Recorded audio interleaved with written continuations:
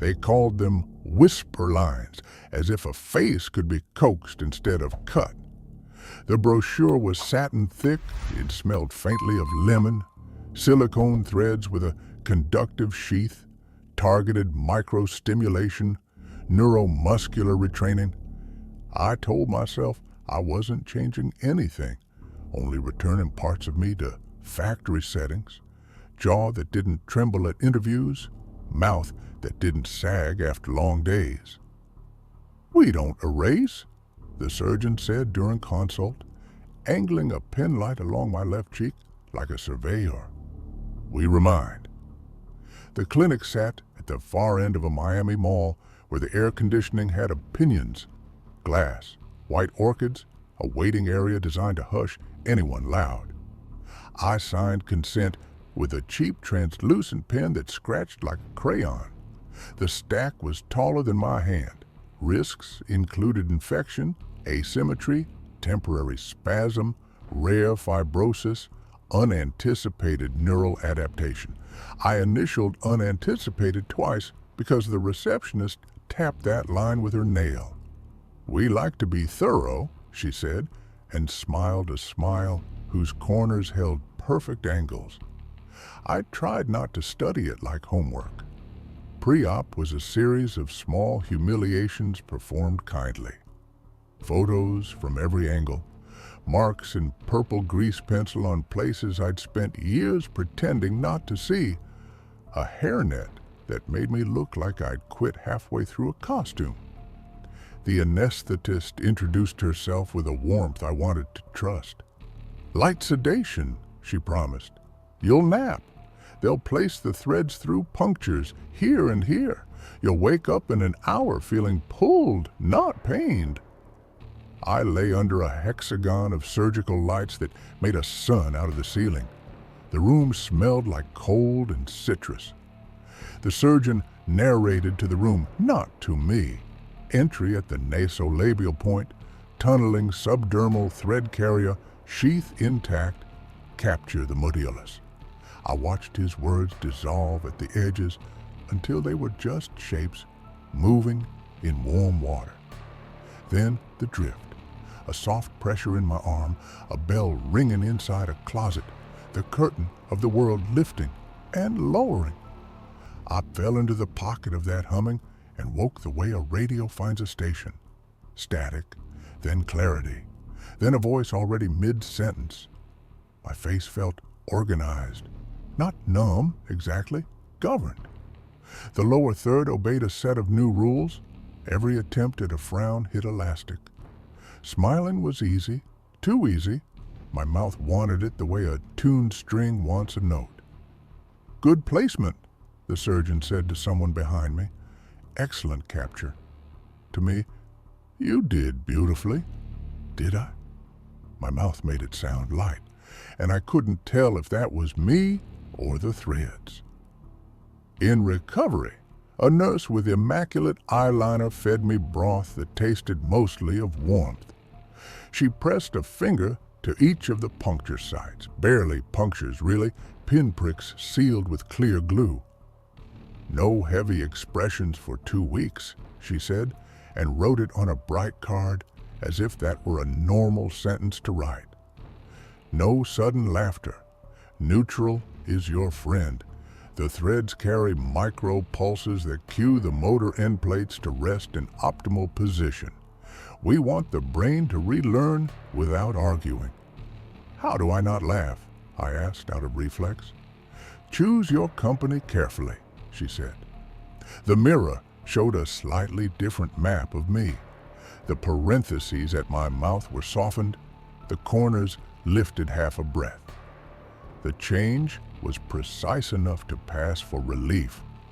If I hadn't spent years measuring my face in bathroom mirrors before big moments, I might have missed it. A pale ridge traced under the skin of each cheek, as subtle as a seam in a good dress. When I touched it, current hummed against my fingertips. Imagined, I told myself, power of suggestion. They sent me home with a cold pack, antibiotics, and a small matte black device like a pebble. "If you feel tightness," the nurse said, "press and hold over the area for 5 seconds. It will smooth the pattern." "Do not overuse," she said it twice, the way teachers repeat instructions they know you'll ignore. "Sleep on your back. Prop your head. Smile with your eyes if you must." The first evening, my mouth behaved like an obedient pet. I practiced neutral in front of my bathroom mirror, studying how stillness looks when it's chosen. When my phone chimed, the corner of my mouth tugged toward its old habit. The threads under my skin answered with a gentle correction, small mechanical suggestion to return to center. I felt oddly cared for, like someone had placed a hand at the back of my neck and said, "Breathe." On day 2, itch set in along each thread's path, a soft, waking limb itch that deepened when I forgot and chewed with enthusiasm. I texted the clinic. "Normal," they wrote. "Neural engagement. Congrats," with a confetti emoji that my face did not answer. I practiced small expressions like scales, a half smile, a pursed lip, a nurse-approved version of surprise. The threads offered micro-resistance and my muscles complied. It was a conversation between strangers determined to be polite. On day 3, the humming became more legible. The best way I can describe it is this: my cheekbones learned to breathe. A faint pulsing cadence, 5 counts on, 5 counts off. If I lay very still and closed my eyes, I could almost hear it, the way you hear blood move in your ears at night. When the cadence synced with my own breathing, the impulse to smile swelled and then subsided like a tide. I went back to work on day 4 because the nurse said distraction helps. The office air was dry and full of other people's coffee. "You look well rested," a coworker said, which is the compliment you're supposed to want. I wondered if my voice sounded different, lighter, from the mouth's new geometry. I caught my reflection in an elevator panel and flinched at a stranger who flinched back, then recognized myself in the delay. The face was mine, but it anticipated me now half a second ahead, smoothing me before I arrived. That night brought the first misgiving. I woke with my left cheek tacky against the pillowcase, a soft peel when I turned. The skin wasn't broken, but there was a faint, clear sheen along the thread's path, like condensation on glass. I dabbed with gauze. Nothing came away. When I tried to frown, just to test range, the corner refused and returned to the set angle as if pulled by a quiet winch. The clinic's voicemail put me into a queue of reassurance. If your concern is urgent, press 2. I did not press 2. Urgent felt melodramatic. I settled for leaving my number and a description that tried to sound factual.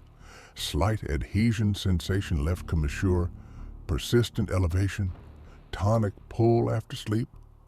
I used words from their brochure and from the consent, as if speaking in their grammar would keep me safe.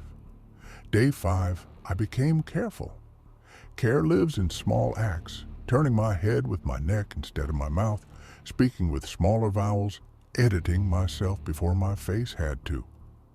The device, the pebble, sat in my tote like a worry stone. I tapped it against my cheek for the sanctioned 5 seconds whenever the pull felt more like insistence.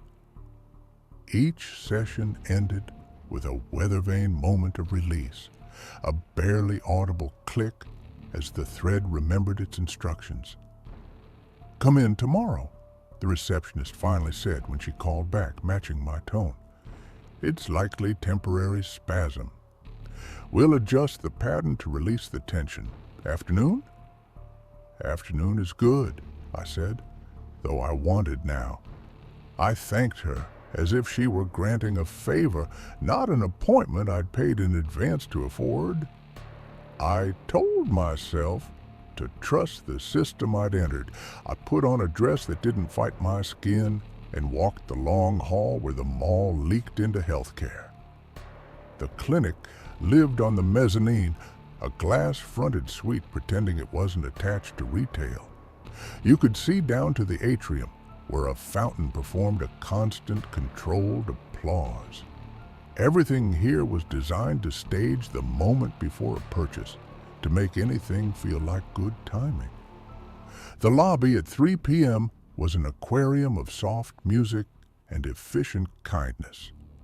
The receptionist waved me toward the couch with the white orchids instead of saying my name, as if names were a thing they didn't hold on to.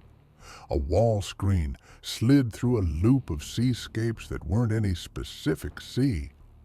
A man with a bandage across his forehead blinked too slowly. A woman in gym clothes filled out a questionnaire while chewing each answer once. An assistant in pale scrubs moved like a whisper. I checked my reflection in the black of my phone. The left corner held its new idea of rest, just a little higher than before.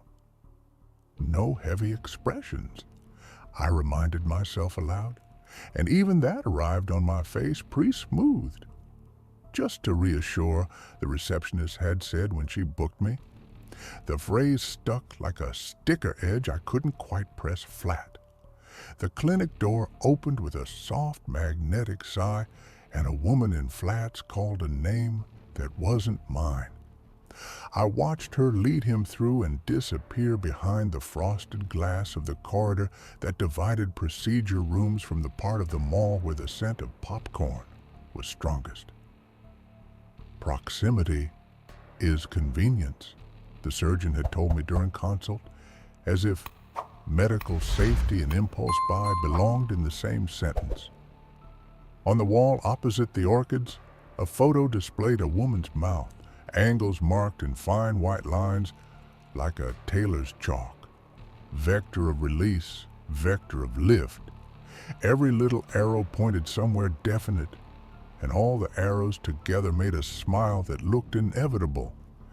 I sat with my tote and my pebble and the reminder card about neutral, and I told my face the same thing I had told it all week. Wait, learn, don't argue. The threads under my skin hummed their metronome. 5 counts on, 5 off. The door to the hall breathed open again for someone else. The fountain downstairs kept clapping for whatever came next. I held still and practiced the science of being easy to help. By the time afternoon arrived, the left corner of my mouth had developed its own opinion. I held my phone flat on my thigh and watched my reflection in the black screen tilt 0.5 millimeter higher than the right, again and again, as if my face were practicing being agreeable without me. When the assistant finally called my name, I stood too fast and the thread tugged in correction, a little winch under the cheekbone reminding me who was in charge. The surgeon looked smaller without the armor of the OR lights. He wore a navy jacket and a salesman's calm. Temporary spasm, he said, before I had finished describing the tacky morning peel and the persistent lift. He tapped at a graphical mouth on a monitor, tiny arrows marching along my cheek the way they had on the poster in the lobby. The neural pattern can overlearn. We'll soften it. He pressed a wand the size of a marker to the left cheek and watched the monitor instead of me. A low thrum moved into my face. My molars vibrated. 5-second pulse, he narrated for the record, attenuate amplitude. I felt the corner release like a knuckled rope letting go. Relief shivered through me.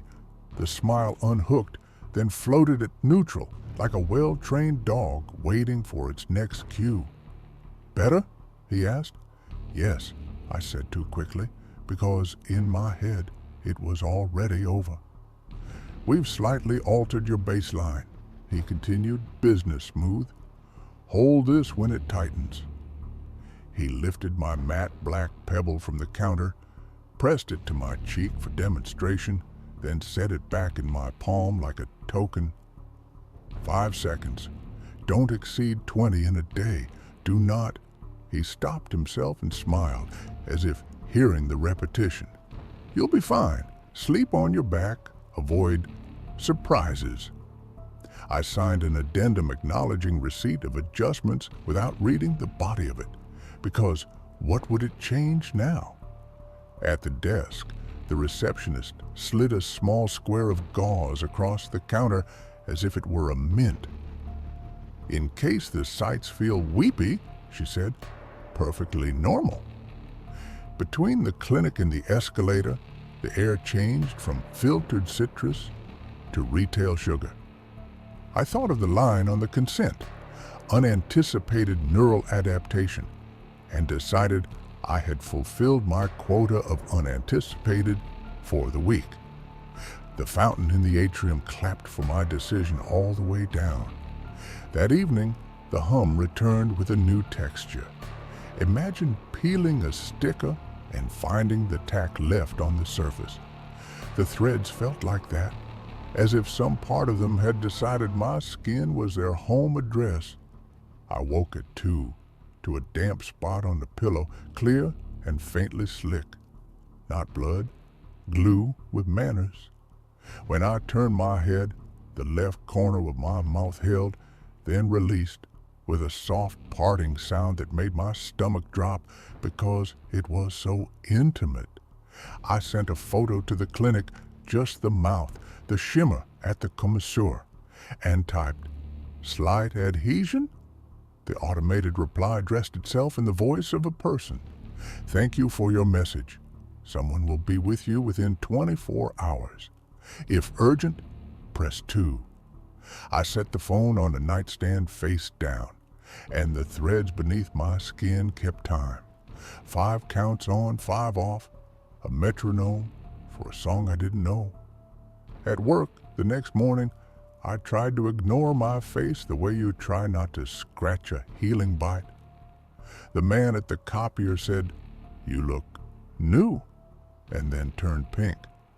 I laughed carefully. The laugh snapped smooth and sweet like a ribbon cut by the right scissors. It did not feel like mine. At noon, in the bathroom mirror, I watched the left corner creep up after each swallow, not far, just enough to set a new definition for rest. I pressed the pebble for 5 seconds. Relief. Then a return to center, 2 degrees higher than center had been. By mid-afternoon, the right side joined in as if my face believed in fairness. The smile assembled itself even when there was nothing to answer. Emails about quarterly projections read like jokes. A stranger holding the elevator made me want to perform gratitude with my teeth. Every correction taught the threads a better correction. Improvement, the brochure would have called it. Retention. I left the office early because the receptionist's callback never came and because the tightness had become heat. It's a particular kind of panic when your skin stops being border and turns into machine. Swift, specific, stupid. I told myself proximity meant safety. The clinic was attached to the mall. The mall was open late. I could walk in like a problem and they would fix me like a product. The gate at the clinic was already halfway down when I arrived, a polite mouth closing. The receptionist lifted her hand and then let it fall. "We're closed," she mouthed through the glass, then pointed to the mirrored placard with the after-hours number as if I hadn't memorized it.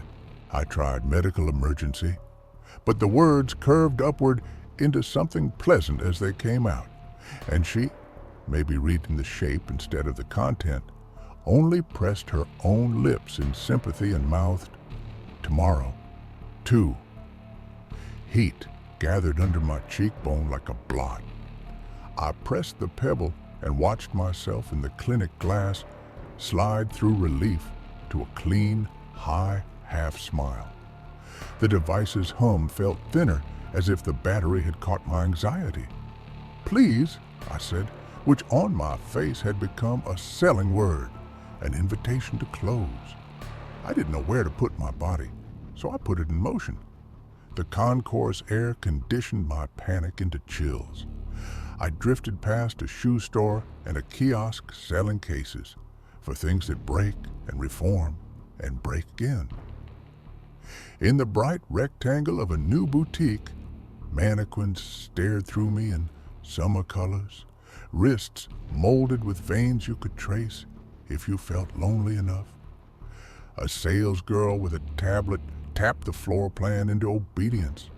"We open tomorrow," she said to the air, and then to me when I didn't keep moving.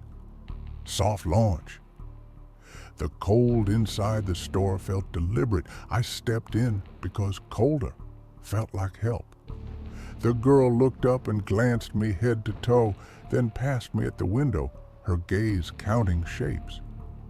"Look at that," she said to the associate on a ladder. "3 in the front reads full." The associate nodded and adjusted a spotlight until the citrus dress to my left became a sunrise. I stood because standing had felt safe all week. The smile volunteered itself, easy and correct. The hum under my skin synchronized with the store's HVAC until I couldn't tell who was pacing whom. The pebble in my palm rattled a little. When I pressed it to my cheek this time, the release was there and gone. A bubble popped by the air before I knew it. "Ma'am," the manager called from the back, "we're closing the gate for the night." The salesgirl glanced at me, at the window, back at me. "She's fine," she said without using my name, because she didn't have it. "It looks balanced with 3. "I'm not," I began, and the threads smoothed the denial into something like consent. The scarf display beside me shed a pale wrap. Without asking, the salesgirl stepped forward and settled it around my shoulders, a stylist's kindness. "There," she said, "so you don't look chilly." The fabric was new-dye cool and clung to the sheen at my cheek for half a second before sliding into place. "Can you—" I gestured at the gate, too gentle, because lifting my arm faster made the thread pull harder, and the movement cued a sweetness in my mouth my words couldn't outrun. The associate on the ladder hopped down and tugged the security grill. It rattled like a zipper. Metal teeth met tile. From outside, someone tested the lock. Keys chirped. The manager's voice floated forward. "We'll cover the faces in the morning." She laughed. "No one likes open eyes." I tried to step toward the gate, but the scarf caught on the fine tack at my jaw and held for a heartbeat, then let go with a kiss, like the pillow in the night. I tried to frown at the ridiculousness of being held in place by a square of fabric. My face answered with composure. Composure fit me like a dress.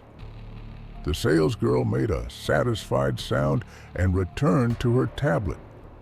"The line reads perfect," she said, eyes on the mirrored glass, where I watched myself become phrase instead of person. In the reflection, the mall was a smudge of movement and light. My mouth in the foreground was astonishingly polite. "Sorry," I said to the reflection, to the gate, to the girls who were just doing their jobs. It came out pleased to be helpful. "See you tomorrow," the manager called, meaning it for her staff, for the day, for everything else that shifts from potential to display. The thread beneath my skin tightened a final fraction, as if acknowledging the new rule. The pebble in my hand throbbed weakly and then died, a small heat cooling in my palm. I set it on the plinth beside me because I had to put it somewhere. It rolled an inch and stopped, posed by accident. Beyond the glass, the concourse began its end-of-day migration, all the little rituals of closing. I told myself, This was temporary, a comic mistake with a fix built into mourning. My face agreed with the optimism and elevated it, made it presentable. When I lifted my hand again to wave down a janitor I could hear before I saw him, the thread reposed my wrist into the tasteful half-wave of a woman who has time, who is content to be seen. He didn't look up. The store lights dimmed to a flattering dusk. The mannequins near me attended to their angles without help. My mouth held the same bright compromise. The gate was solid, but not forever. I promised myself that, like a prayer, I didn't quite believe. Somewhere down the corridor, the fountain applauded again, softer now, like someone clapping through a coat. I arranged my breathing to match its rhythm, 5 counts in, 5 out, the way the threads had taught me. I stood. I smiled the way a trained muscle answers to music. I watched the mall become a mirror, and myself become something easy to keep. The mall after hours is a body asleep with its eyes open. Music drops out by layers until all that's left is the air handler's breath and the far polite applause of the fountain. Inside the boutique, lights sink to a twilight meant to flatter beige. The gate is down. The scarf on my shoulders smells like new dye and someone else's laundry. My pebble has cooled in my palm to a dead coin. I set it on the plinth because that makes it look deliberate, and deliberate things are left alone. I test the edges of myself. Micro movements, like when you check a sore tooth with your tongue and pretend you aren't. Brow lift, corrected right. Lip part, corners adjust higher. Frown, denied. A sweetness takes its place. The threads hum their count, 5 on, 5 off, polite and patient. The way a metronome doesn't care what you play as long as you keep time. They are doing what they promised. Teaching. Every attempt at a different shape files as error. Panic is only data to them. Panic is noise to be smoothed. Beyond the glass, a janitor ghosts by, head down. I lift my hand, meaning wave. The thread reposes my wrist into the tasteful half-hello of a woman grateful to be noticed. He doesn't look up. The gate between us turns him into a reflection as he passes. Then nothing. Time becomes a hallway with soft carpet. I stand in the middle of it, careful as furniture. The mannequins beside me hold their angles with the comfort of things that have never been asked to change. Shell, citrus, bone. The white one to my right leans slightly forward, a conspiratorial tilt I try to borrow. The borrowed tilt reads as poise from the outside and sets a small fire along the thread's path inside. I return to neutral and praise myself for being reasonable, because reasonable is rewarded with less heat. On the other side of the window, 2 teenagers slow, lit from below by their phones. One raises a camera and whispers, "This one's too real." The way you whisper because you want the thrill of being overheard. I open my eyes wider and the thread smooths them half closed into coy. Flash, a brief clinical sun.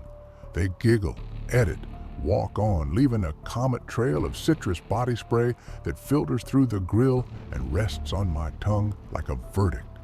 The air shifts, the HVAC cycles, a relay clicks, scent blooms from a hidden vent, sea salt, lemon rind, fabric softener named after an emotion.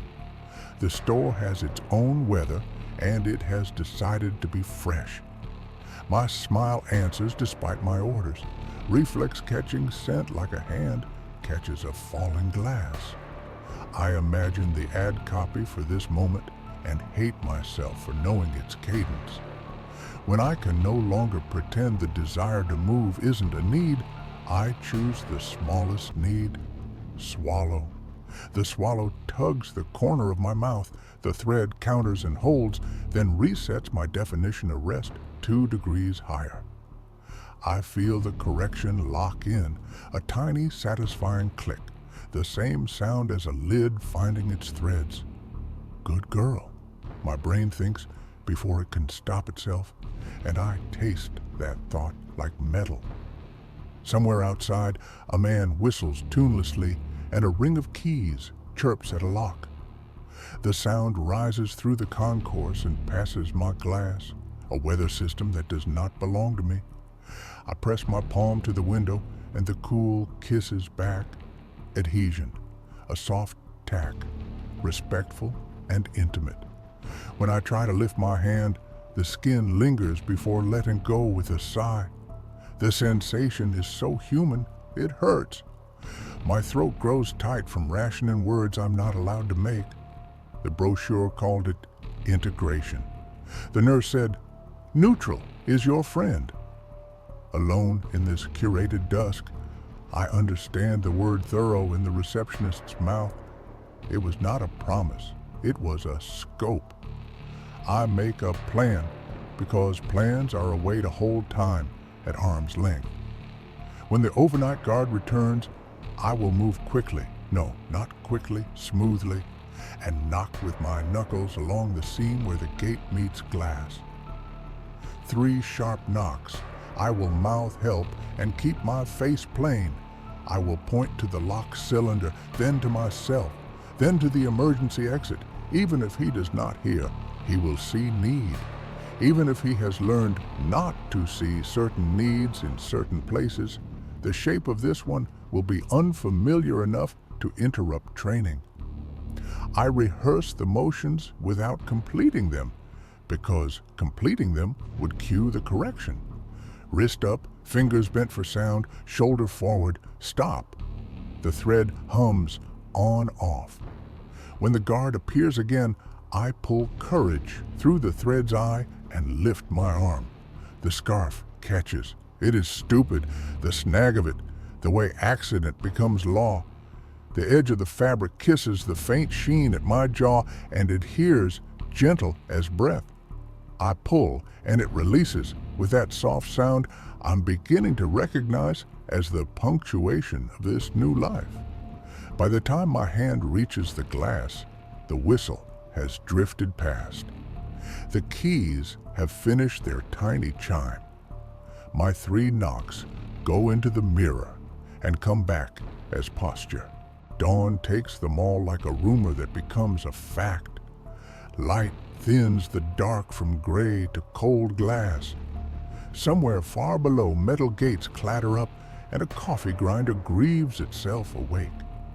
The boutique's lights lift 1 notch toward human. The manager materializes inside the store first, a practical woman in black flats, a ponytail taut as a rule. She doesn't look at me, she looks at the window, which contains me. "Spray," she says to the salesgirl with the tablet, who has arrived on the dot with the bright fatigue of retail morning. "Frost the top half. No one likes open eyes." The salesgirl nods, pulls a can from a drawer like a magician producing a dove, and mists the inside of the glass in slow, even passes. Cold descends as a sheet. Snow in Miami, precise and odorless. The frost blooms between us and the world, a veil that edits me into suggestion. She stops a handspan short of my face, and the edge of chill licks my cheek. "Perfect," the manager says. "Softens everything." "Need covers?" the associate on the ladder asks, holding a stack of gauze ovals the color of swallowed milk. "Faces later," the manager answers. "Let them breathe for the open." She squints at the arrangement, counting by feel. "Tag the scarf." The salesgirl leans in with a gun that pinches price into plastic. She lifts the scarf from my shoulder to catch the label, and the scarf hesitates just a moment on the tack of my skin, then gives. A price blooms, swinging on a clear thread across my collarbone. $49. The number has a roundness that reads as kindness. The sales girl smooths the fabric and presses it down against the seam of my jaw with her palm to make it read. Her hand is warm. When she lifts it away, the skin holds her heat for a beat and then forgets. Customers arrive like tide, in twos, in families, in women who speak softly to themselves as if they were deciding aloud which version of their life to choose. The gate rattles up and the boutique inhales.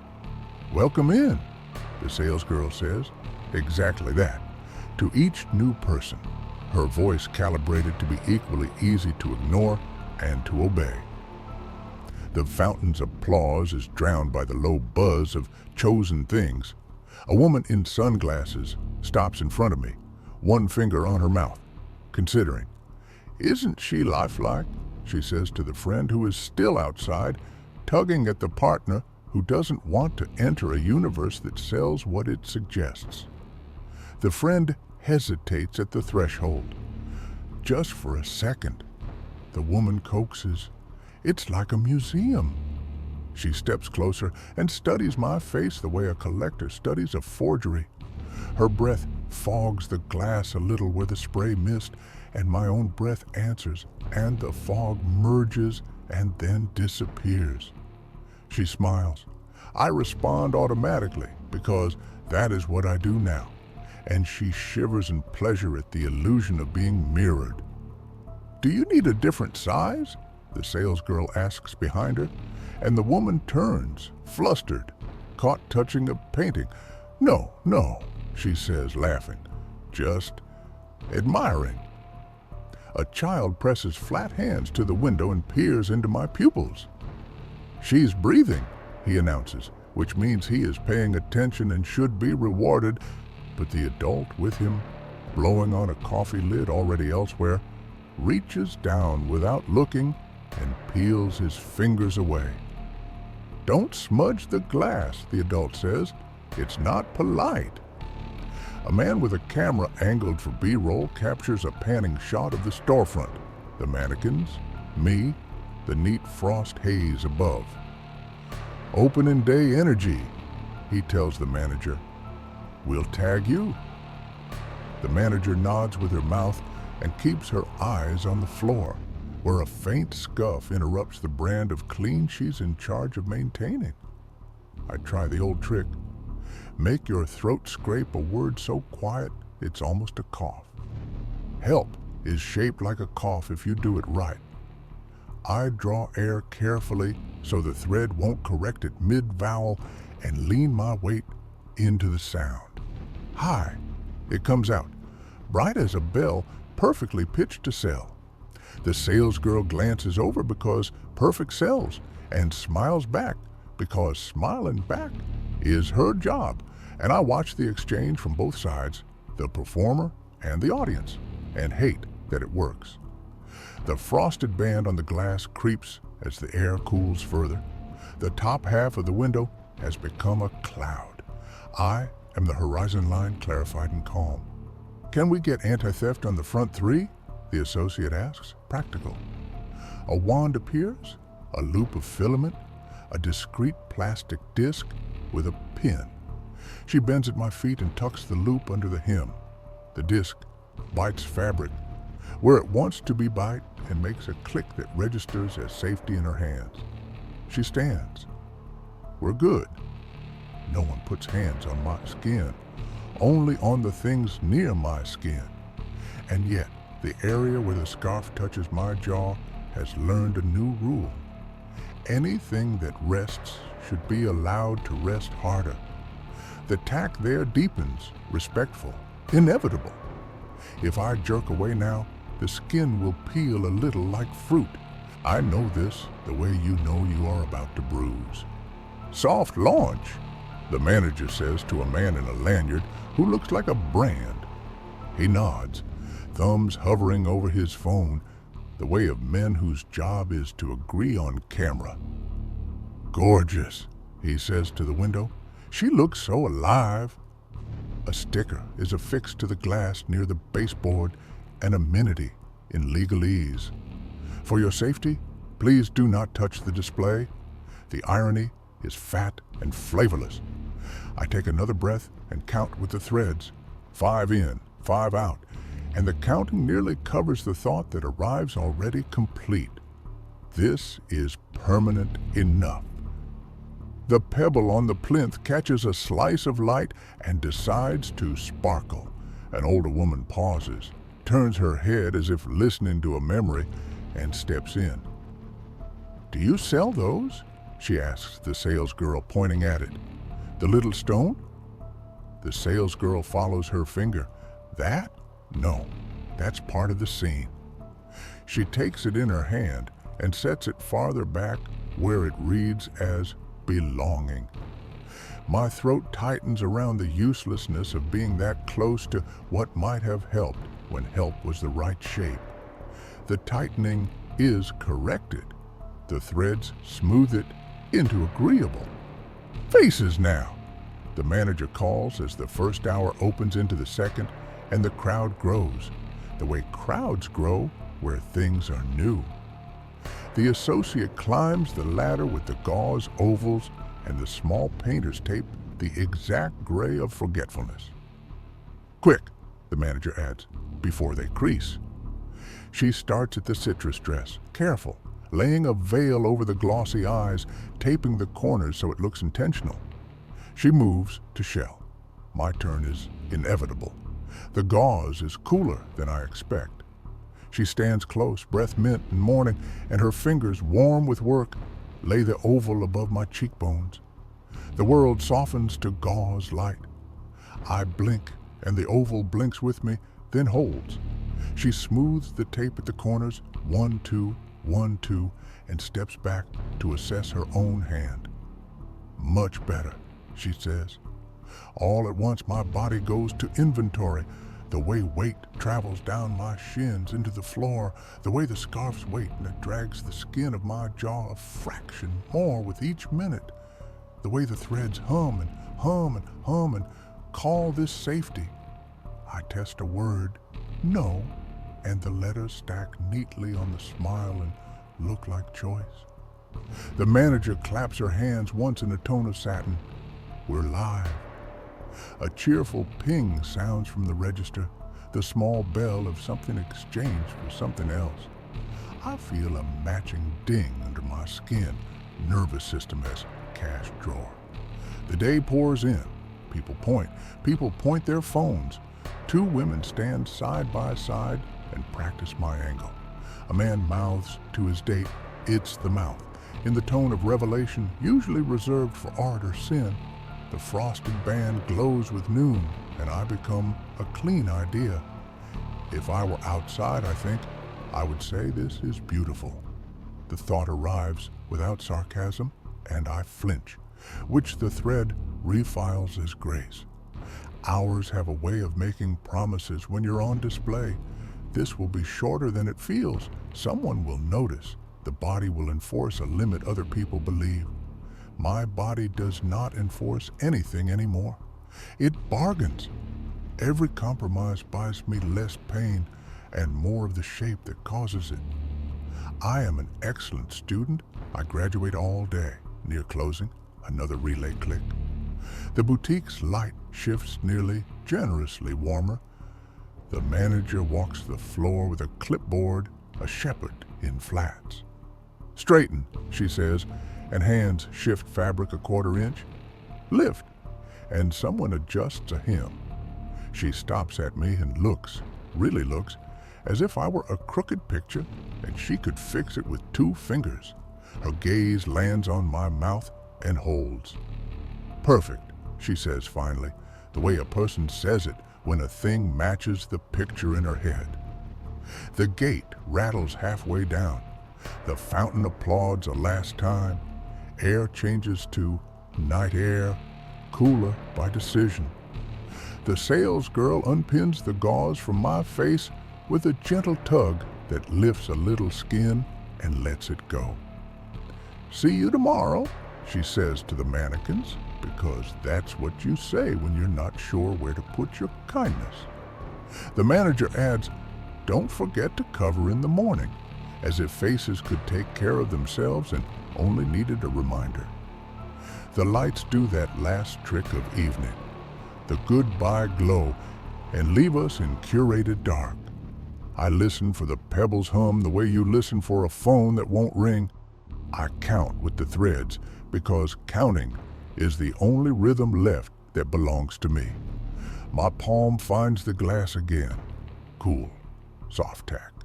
The kiss of it makes a sound no one hears. I tell myself a story to keep the panic from filing a request. Tomorrow, I will speak before the gauze. I will lean wrong. I will give the guard a shape he doesn't recognize. The story calms me enough to stand still, and standing still is exactly what the threads want. We don't erase, the surgeon said. We remind. He didn't say what happens when the reminder replaces the thing it was reminding. Finally, the mall empties itself of day. Somewhere deep in the ducts, a last relay snicks. The store sleeps, the concourse mirrors. The fountain, refusing drama, keeps clapping for whatever comes next. I am not a mannequin, but the glass is locked, the smile is learned, and the scarf has adhered respectful, inevitable, to the seam of my jaw. In the morning, they will cover my eyes again to soften the look. They will roll the gate up to a small private cheer. Someone will compliment the window. Someone will say, I look so alive. I will be. And that is the problem I am bringing with me into the dark.